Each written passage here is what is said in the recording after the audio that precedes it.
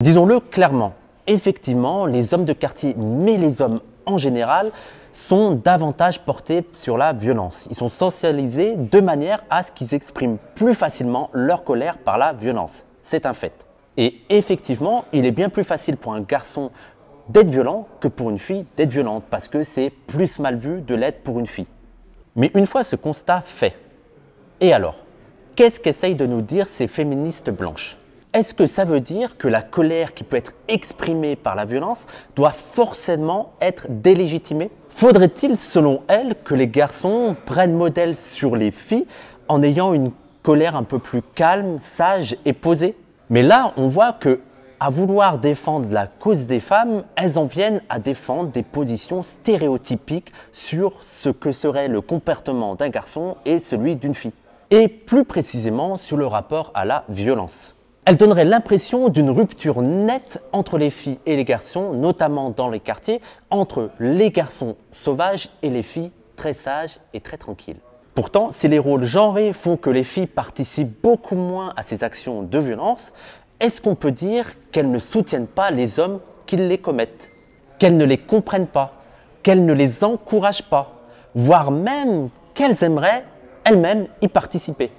D'ailleurs, on peut se poser la question, est-ce que les femmes de quartier se désolidarisent en bloc du comportement des hommes des quartiers durant ces émeutes? Il y a de quoi en douter. Et même nous, au contraire, on parie davantage sur un soutien moral, voire même plus, envers les comportements de leurs frères. Les jeunes individuellement, ils ne se sont pas dit « allez, je vais casser ». C'est aussi un ras-le-bol qui est partagé par toute une couche de la population. Oui, c'est malheureux. Il y a des, voilà, on est sur Nanterre, il y a des lieux à Nanterre qui ont été détruits et oui, ça me touche de les voir détruits, mais ça me touche moins que la mort d'un enfant. Et même la violence en elle-même de ces révoltes ne m'ont pas choquée parce que elles sont à la hauteur de la violence du geste en tout cas. Mais en plus, cette image de la violence exclusivement masculine ignore le fait que les femmes peuvent être violentes et qu'elles le sont davantage dans certaines catégories sociales. Par exemple, loin du cliché raciste des femmes des quartiers d'immigration dociles et dominées par les frères, des études montrent qu'au contraire, elles développent des stratégies de résistance et de réponse face à ces dominations. Des stratégies qui empruntent parfois même au code de la virilité, avec un subtil mélange de féminité et de virilité. Pour creuser un peu ça, je vous invite à aller lire notamment les travaux de Stéphanie Ruby et son livre « Les crapuleuses ». Mais il y a juste à lire les études sur les quartiers populaires, il y a plein de travaux sur le sujet.